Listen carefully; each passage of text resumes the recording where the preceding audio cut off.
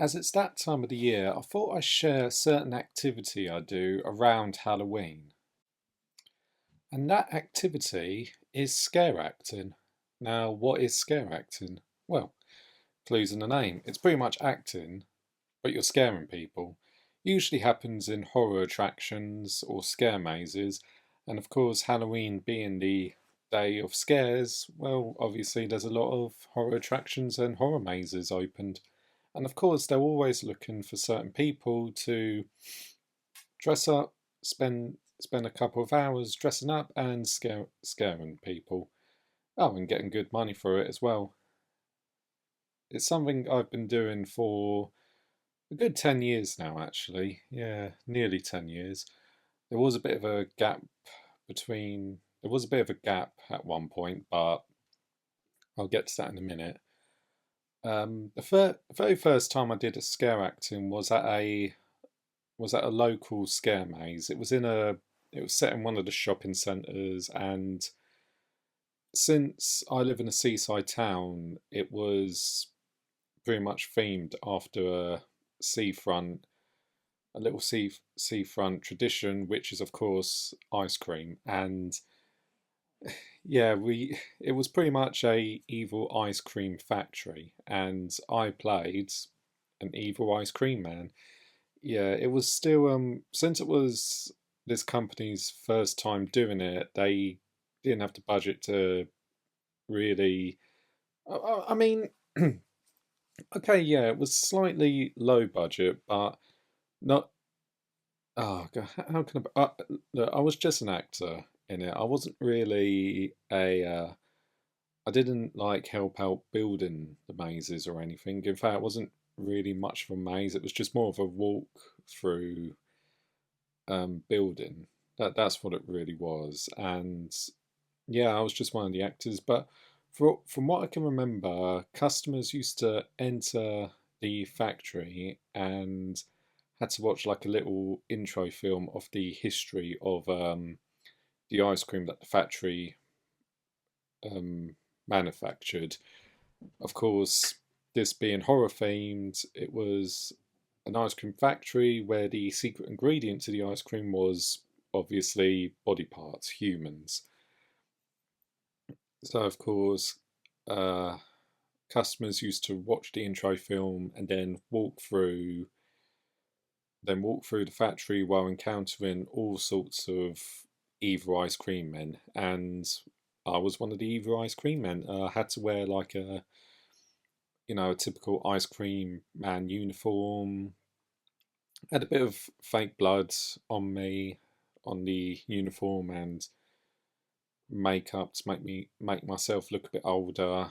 Kind of, I think they darken up my teeth from what I can remember. But yeah, did it for one day. It was loads of fun, and I just had to do it again. So later on in the same year, was it? Actually, I think it was the year afterwards. Yeah, it was. It was the year afterwards, and they did another horror attraction, but this one wasn't. This one actually wasn't in Halloween. This was actually halfway through the year, I believe, around the Easter period. It was between the Easter and summer period, and as I said, since the first scare maze took place in a shopping centre, it was the first scare maze was in like a little corner of the local shopping centre. This one they managed to get permission to use the entire shopping centre, and what it was is pretty much a big zombie outbreak. That's all it was. Customers went in, they get taken through the quarantine safe zone by a one of those army guides, and they pretty much take them through the quarantine area, and they get attacked by zombies. So since it was just zombies, I was a zombie this time. Now, if you do scare acting and you're mostly a zombie and you like being a zombie, that's fine. I'm happy that you found a part that you're comfortable with. Me personally, I like playing larger than life theatrical characters who likes to improvise every now and then, and because of that, I find being a zombie really boring. I'm so sorry because zom- playing a zombie is zombies are very simple creatures. They're simple, they're easy, anyone can do it, and sure, it was my first time doing it, but after doing it, I did it for like 3 nights or maybe longer. I can't really remember, but yeah, I just found being a zombie really limiting and slightly boring, and doing the whole yeah, that really does strain your throat. And I mean, like I said, if you do scare acting and you like being a zombie, you know, that's great. It's just not for me. And I would say this: if you've never done scare acting before and you want to start out doing scare acting, I would recommend being a zombie first because that gives you the first taste of how to do it. And like I said, being a zombie is probably the easiest thing you can be. It's not challenging, it's not difficult. You don't even have to be that physically active. If you are, that's really more of a bonus. As long as you can, be slow and look around. As long as you don't talk and act human, you can be a zombie. And it is very easy to do. I mean, if you watch stuff like The Walking Dead, watch anything with a zombie, it's a very easy thing to do, as long as you're okay with having loads of pro-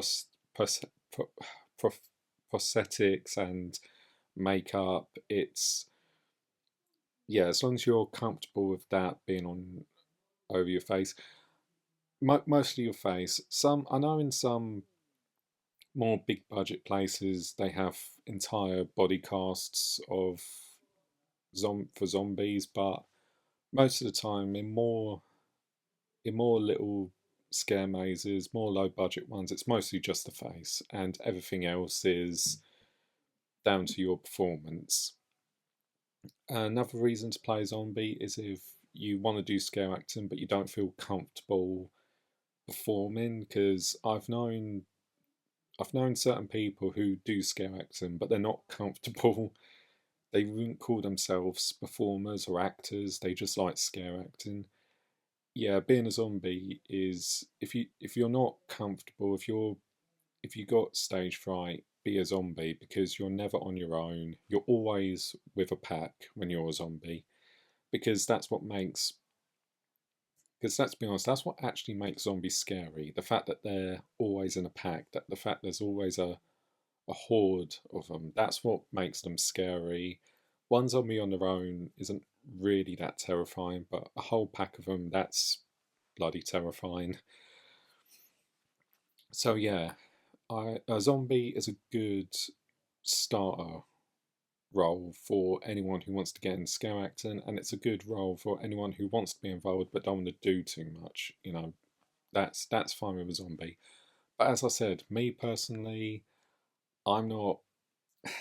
I don't like limiting myself. I like being larger than life. I like getting into people's faces, just seeing the fear in their eyes.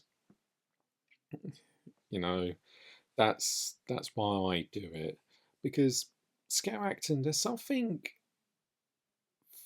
It's kind of like a therapy. There's something therapeutic about it. You just feel there's just something about scaring someone. Not in a like. There are certain limitations when it comes to certain limits you can go with scare acting. You scare for enjoyment. You don't scare for you. It's all about fun at the end of the day. This is meant to be fun. You never abuse the customers. I know there's occasions where a customer might get abusive on you. If they are, don't get abusive on them. Don't go too far. Don't physically assault them. You never do that, because it's not about it's not about you don't do scare acting to make yourself feel powerful or make yourself it's not an excuse to bully people. It's all meant to be fun. You're meant to enjoy yourself scaring someone, and this person's meant to enjoy themselves getting scared because there's a thrill to being scared. There's an adrenaline to it. That's why that's why people go to scare attractions. They want to be scared for fun, and we're giving them that fun, and there is an enjoyment and a satisfaction to it. I like entertaining people. I know some people are a bit confused and don't get it, but some people like it. It is an enjoyment. It's a thrill for some people, and I like giving that to those people. And another thing as well, this is just my own personal. This is kind of like my own personal code to it, but if you can't scare them, at least make them laugh, because that way they're still being entertained. If you can't scare them, give them a laugh, and because that way they're at least getting their money's worth of being entertained. But going back to when I was doing it, to my personal experience doing it, like I said, this horror attraction, this scare attraction, was at my local shopping centre. Eventually, I moved on to another scare attraction, which is actually called Cursed, which is located in Essex, which is even to this day is apparently called Essex's number one scare attraction. And yeah, since this was a new experience for me, a new place, I didn't want to, I didn't want to brag about and say, yeah, I've done it before, because chances are there was people there who, because this one has been around for years, so I know there was more experienced people there. So I wanted to um, start off slowly. I wanted to start off from from a more smaller role this time. I didn't want to be a zombie. I made that clear. I didn't want to be a zombie. I've been a zombie, done it, don't like it. What else have you got? And one the thing about this place was that it's five different mazes. Obviously one of them's a zombie one, and I was like, nah, keep me away from that one. Uh, but yeah, I was more like, give me a simple maze, but don't make me be a zombie. And luckily they had one, but this one was alien themed. I know aliens aren't the first thing people think of when they think scare mazes or horror attractions, but there have been alien horror films, and I thought it was a whole new experience. I never thought I would get to be an alien, but here I am. There I was, being an alien. So on the nights I did it, what it was is we had to obviously we had to get our makeup done first before we put the actual suit on, and the makeup was like these prosthetic type things. It was kind they it was kind of like reptile skin almost, and they had to obviously glue it on the round our faces, not our entire face. It was more like, for me, it was just the top half of my face. So mostly my forehead, my eyebrows, my nose, all the way to my upper lip. That was how far they did it, and they just put dark makeup, dark green makeup for the bottom half of my mouth and my chin and round my eyes as well. And the I just remember the smell of the glue that they used to pull it on there. It was horrible. It was a really horrible smell, and I had to I had to have that for like 8 hours. I had this on for 8 hours, and the thing is, once it started hardening, it wrapped around the top of your face. You, you pretty much you pretty much lose all feeling on the top half of your face. And well, I could still speak, I could still move my mouth, I couldn't move my eyebrows, I couldn't smile. That's probably the best way to sum it up. So whenever someone was talking to me and I had to explain to them that, I am smiling, it's just I can't smile with this thing stuck on my face. And that was just the makeup. For the actual the suit, the alien skin as they call it, it was pretty much a morph suit. Well, not a morph suit. You know the what it was. It was a morph suit, but it was a themed morph suit. It was based on the rake. I don't know if you've heard that creepypasta story of the rake. It was pretty much a rake suit, a rake morph suit, and we had to wear that, but we had to wear it backwards because we had to wear it. We pretty much had to put the face hood because normally with morph suits like that, you get a hood that you put over your face. We pretty much had to have that over our head, so customers could see the alien makeup that was on our face. So we had to put that on, zip that up, but we also had to wear this like paintball armor around it as well to make it look like alien armor because that was the alien armor. It was paint. So we had makeup on our faces. We had to wear a suit with paintball armor on, and that was us as aliens.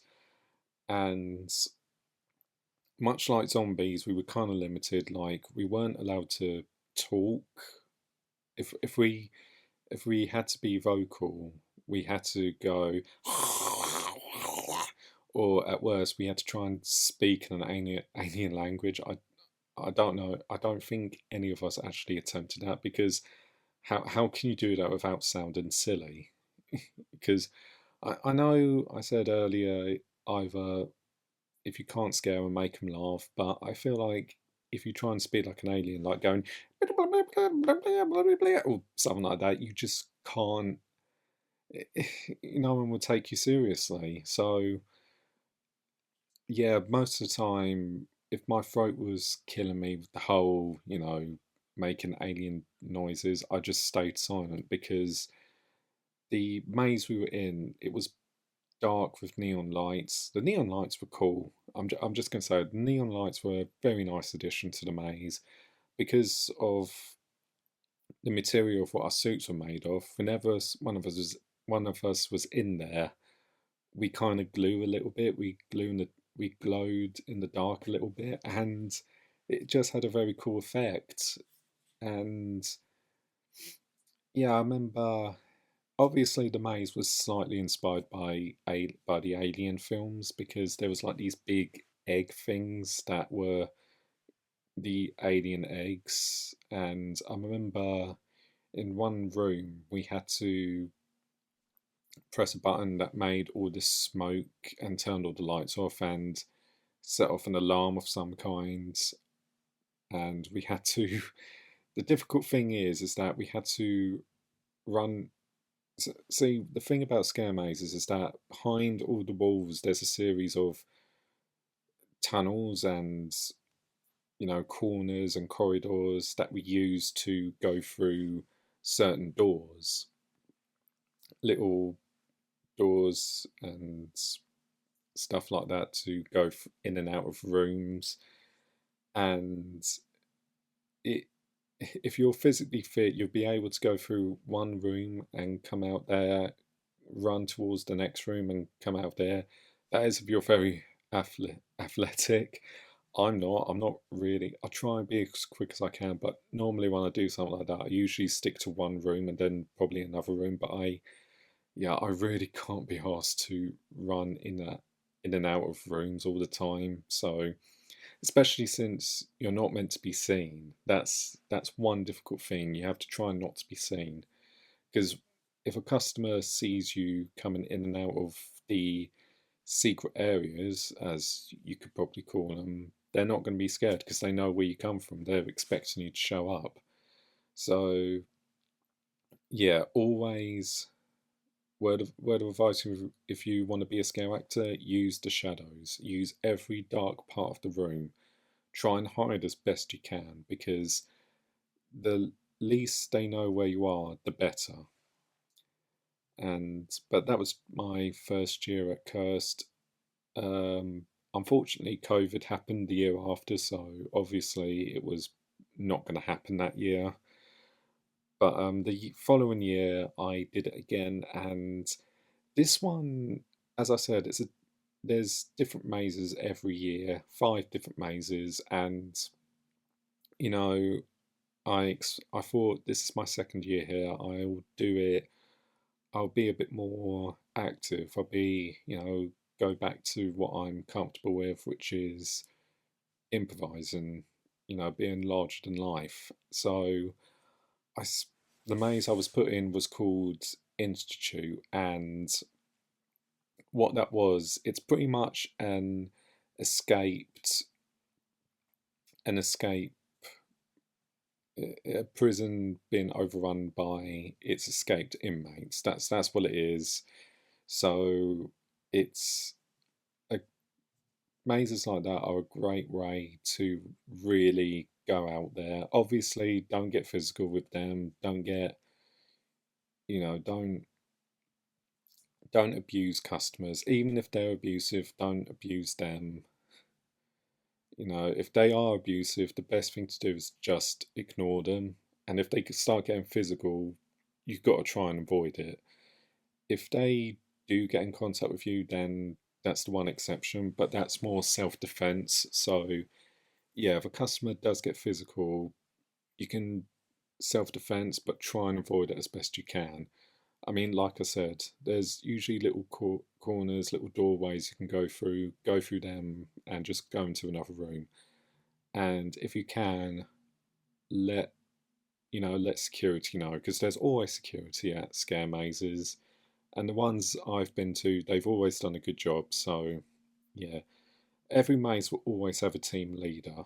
So if there is trouble in mazes, just go to your team leader.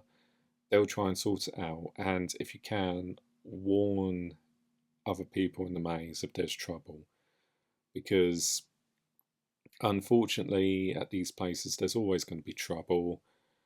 uh I you get a lot of drunk people in there, but it happens. There are safety protocols to do, and in fact there's loads of different protocols. There's protocols in case a customer wets themselves, because it can happen, trust me on that, it happens. One, if customers, or punters as we call them, if they throw up, because yeah, these are certain places where people unfortunately do have a tendency to throw up. You got to remember, these people have been drinking as well. And there's another one. If See, the thing about scare mazes is that sometimes you don't know how you're going to react to them, and some customers do get panic attacks. If you see, if when someone's scared, there's two types of scared. There's fun scared, and then there's real scared. You can tell when a customer's you can tell when a customer is fun scared or really scared, because real scared is customer having a panic attack, customer really crying their eyes out. That's how you know when when it's too much for them. If that does happen, the best thing to do is to just show them to the nearest exit. That's the only time you break character. Normally, you should never break character. When you're in or out your maze, you don't normally break character, but because it ruins the illusion if you break character. But for that instance, that's the only time you do. If something serious is happening, like as I said, a customer having a panic attack, that's the only time you break character, because you're the only person who can help them. You've got to calm them down, reassure them.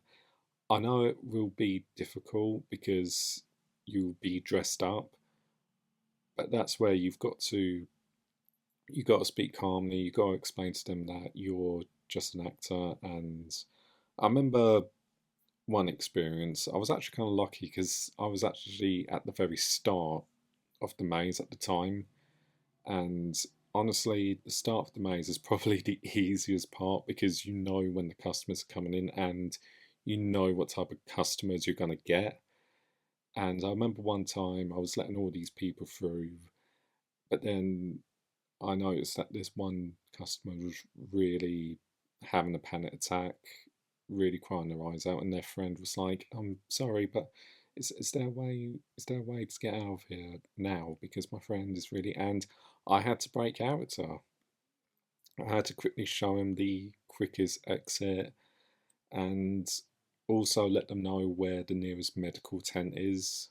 In fact, just that, like I said, there's always guards and security. Let them know where the nearest security or rangers are, because you're gonna, you, yeah, they're gonna need help. But uh, other types of mazes I've been in, as I said, I've done a escaped lunatic, which is always the funnest. Definitely the most, definitely the most exhausting role as well. If you're if you want to get into scare acting, playing larger than life characters, while satisfying and more rewarding, it can also be the most exhausting. So the best thing to do is to keep your energy, always keep your energy to a minimum when you're starting during the early hours. Don't really get into it until like halfway through. It is sometimes hard to keep track of time in places like this if you don't have a watch of some kind. So if you have to, if you want to keep your phone with you, keep your phone, but put it somewhere where only you know where it is and no one else knows. And most importantly, don't put it in a place where customers can see it, because not only will it break the illusion, there's always the possibility possibility of it being stolen. So yeah, normally you're meant to keep your personal items in the changing rooms, in the staff rooms, but we don't always do that, let's be honest. So if you do take your phone in with you, put it somewhere safe. That's all I'm going to say.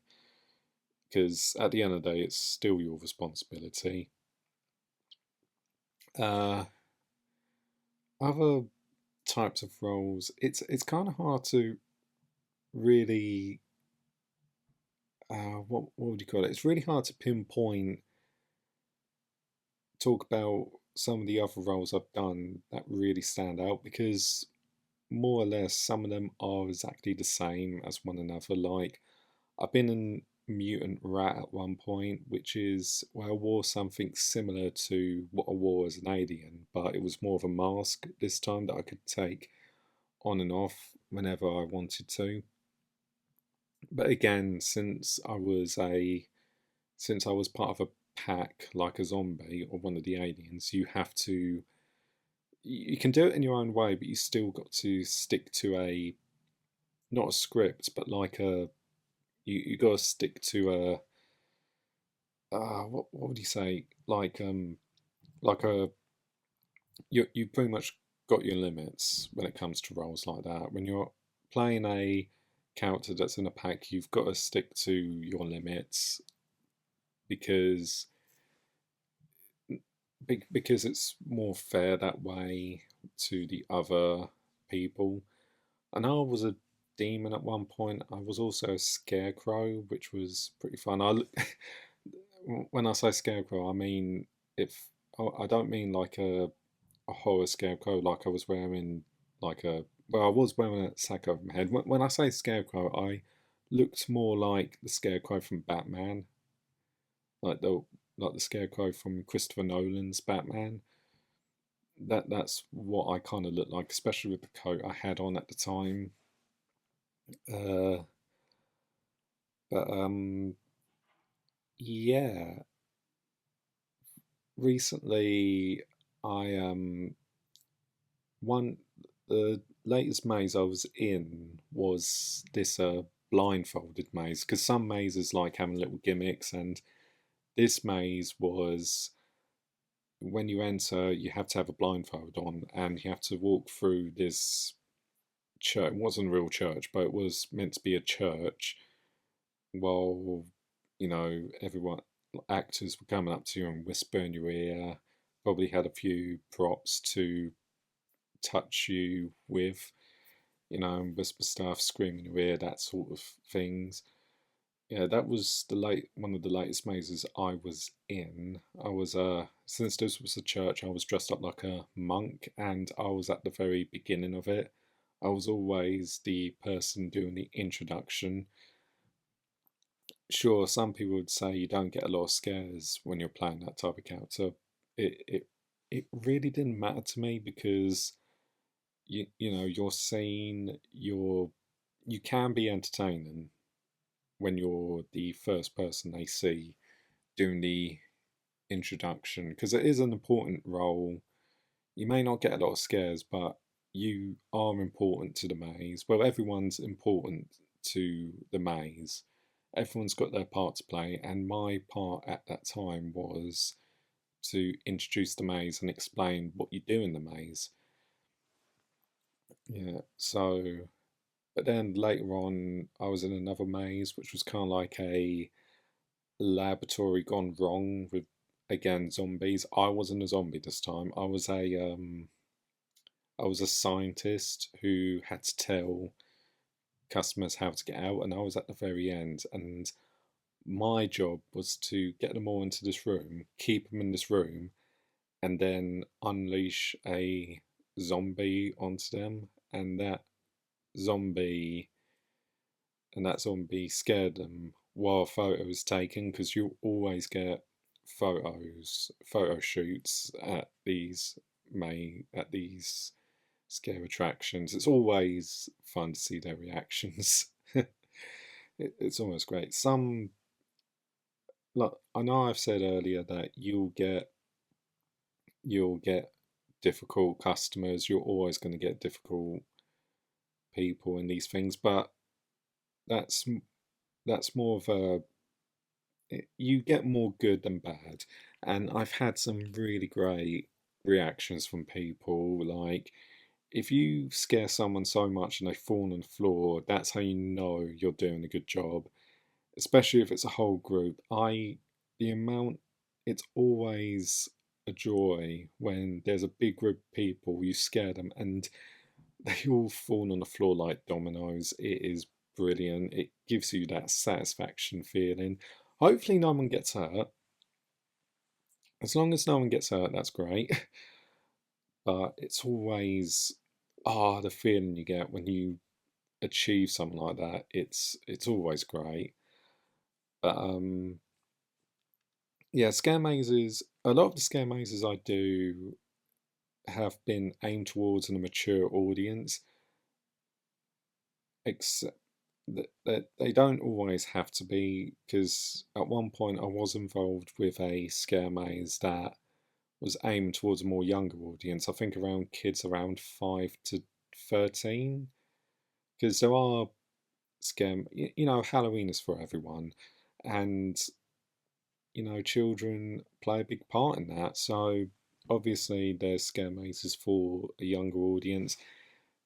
Now, I wanted to do it because I wanted to see if I could do a more tame version of a scare maze, because I know I can definitely work in mature scare mazes, because, as I said, I like playing larger than life characters and I like improvising. And when I improvise, I don't always hold back. I do go that extra mile sometimes, especially with a customer who really deserves it. But I digress.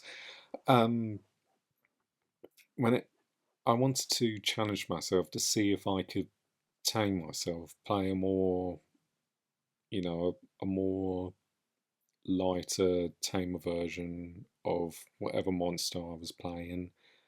And also, just as much joy I get from entertaining adults, there's something extra special about entertaining kids. Just seeing their little faces light up when they see you, it gives you that, it just gives you a really heartwarming feeling. So for this kids scare maze, I was pretty much a ghost.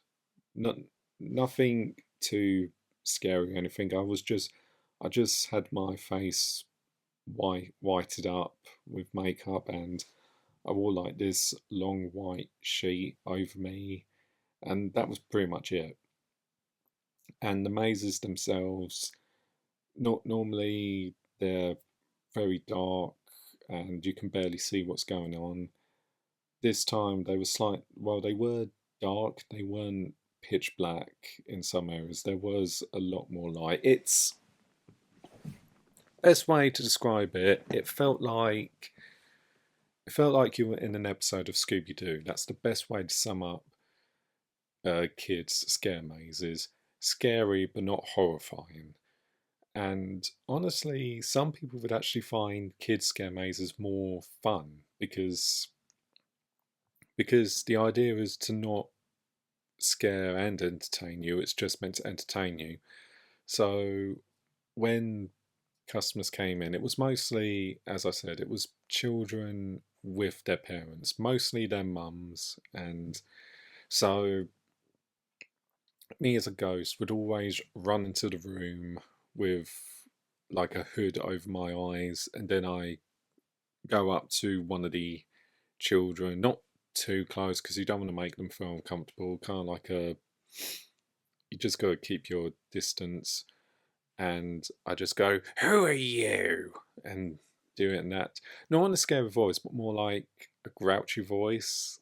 So, because you want to scare kids, but you don't want to horrify them. It's more like I suppose, looking back at it now, I felt like I was playing a ghost version of the Grinch. That's kind of the aim I was going for. And, children, they enjoyed it. They were having fun. They were smiling. And of course, the parents are going to laugh along as well. I will say this, since they're parents, I would always do a little innuendo for the parents just to, entertain them as well. Because I want, when, this is just for me, but when people enter these places, I want everyone to be entertained of all ages. It doesn't have to focus on one particular age group. Everyone should enjoy this, even if it is aimed towards a more younger audience. So, yeah, I was really surprised by the ages of some of them. Like I said, it's meant to be for ages 5 to 13, and a lot of the customers that came through, they were usually around 11 and 13 themselves, and I still managed to scare them. But you know what? Yeah, yeah, that's the whole point. But yeah, that's all I can really say on it. Really, I mean, if you're listening to this and you want to get into scare acting, I would highly recommend it because it is so much fun. You get a lot of good memories, and it can become a fun little activity for you to look forward to every year. And like I said, some scare mazes, because of how much money they get, it's a nice little ex- way to earn some extra money as well. I'm not saying you should just do it for that. No, no, no, no. Because to me, the money should be just a bonus. You're doing this for you and to entertain people. So if you're into performance, if you like performing, you like entertaining people, I would highly recommend doing scare acting. Just remember that you are meant to scare people as well as entertain them. And if it's some if it's a fun little thing you want to do on Halloween, I would recommend it because it is fun to do. It's enjoyable, it's fun, it's yeah, that's all I can say on it.